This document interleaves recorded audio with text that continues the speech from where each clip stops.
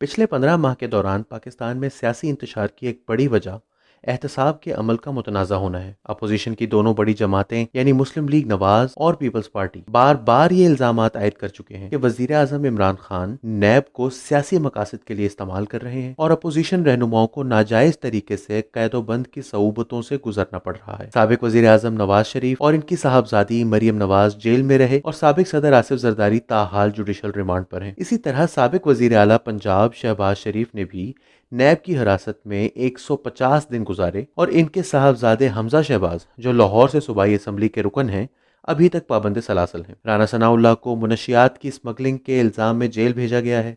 और अपोजिशन के मुताद्दिद रहनुमा जिनमें कई बड़े बड़े नाम शामिल हैं वो भी जेल भुगत रहे हैं। दूसरी जानिब तहरीक इंसाफ और इसके जोशीले कारकुनों का ये कहना है कि ये अमल बिल्कुल शफाफ है और चाहे कोई इल्ज़ाम साबित हो या ना हो पुराने पाकिस्तान कि सियासी तबके को जेल में बंद रखना चाहिए। मीडिया ने भी बिलअमूम इस एहतसाब की पॉलिसी का साथ दिया है और मां सिवाय चंद एक टीवी एंकर्स के सभी ने इल्जाम और जुर्म के फर्क को राय आमा की समझ में मिटा दिया है। अलबत्ता चंद रिपोर्टर्स अभी भी सच की तलाश में सरगर्दा हैं और इनमें से एक नाम उमर चीमा का है जो तहरीक इंसाफ को सख्त नापसंद है क्योंकि इनकी रिपोर्टिंग हुकूमत के बहुत से इक़दामात और बयानात को चैलेंज करती है। हालिया दिनों में उमर चीमा ने साबिक DGFIA बशीर मेमन जो कि महकमा पुलिस के एक सीनियर अफसर हैं और अनकरीब रिटायर होने वाले हैं के हवाले से एक रिपोर्ट लिखी है जो कि काबिल तशवीश है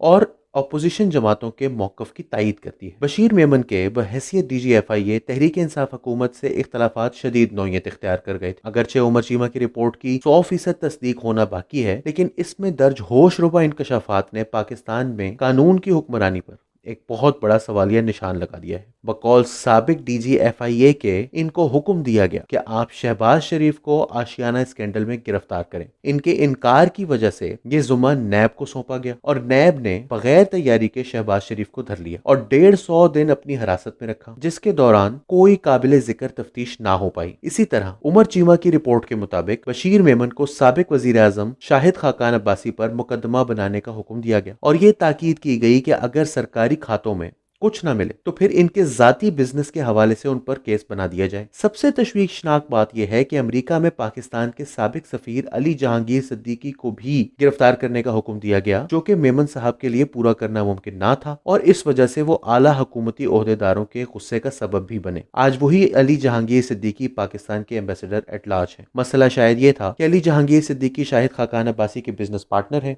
इस वजह से उनकी गिरफ्तारी उस हवाले से सूदबंद साबित हो सकती थी। याद रहे कि वज़ीर आज़म इमरान खान ने बैरून मुल्क पाकिस्तानियों के जलसे से खिताब करते हुए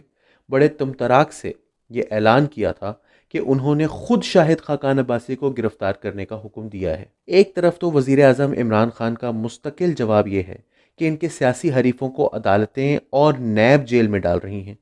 लेकिन इनके वज़रा और मुशीरान बारहा ऐलान करते रहे हैं कि अब कौन जेल जाने वाला है। यहाँ ये भी याद रहे कि वज़ीर आज़म का बहैसियत अपोजिशन लीडर एक मखसूस नारा था कि मैं इन सबको रुलाऊंगा। उनकी सियासी हैसियत अपनी जगह, लेकिन बहैसियत एक वज़ीर आज़म के जिसके लिए उन्होंने आइन में मौजूद तमाम शिक्कों की पासदारी का हल्फ उठा रखा है, ऐसे मुतनाज़ा एहतसाब से न सिर्फ वो वज़ीर आज़म के ओहदे का तमस्खुर उड़ा रहे हैं बल्कि आइन में दर्ज आर्टिकल 10A जो ड्यू प्रोसेस की जमानत देता है उसका भी पास नहीं रख रहे। फर्ज कीजिए कि उमर चीमा की रिपोर्ट में मौजूद बशीर मेमन के इंकशाफात किसी जाती अनाद का नतीजा है, लेकिन अगर इसमें से एक इल्ज़ाम भी ठीक है, इस रिपोर्ट का 10% भी दुरुस्त है तो ये एक इंतहाई संगीन मामला है। आज जबकि पाकिस्तान को सियासी इस्तेहकाम और कौमी यकजहती की शदीद ज़रूरत है, इस तरह की सियासत और एहतसाब कतन मुल्क की मफाद में नहीं और सबसे बढ़कर ये कि इमरान खान साहब की हुकूमत के लिए बाइस नुकसान है। अगर FIA, नैब और दीगर कानून नाफिज करने वाले इदारे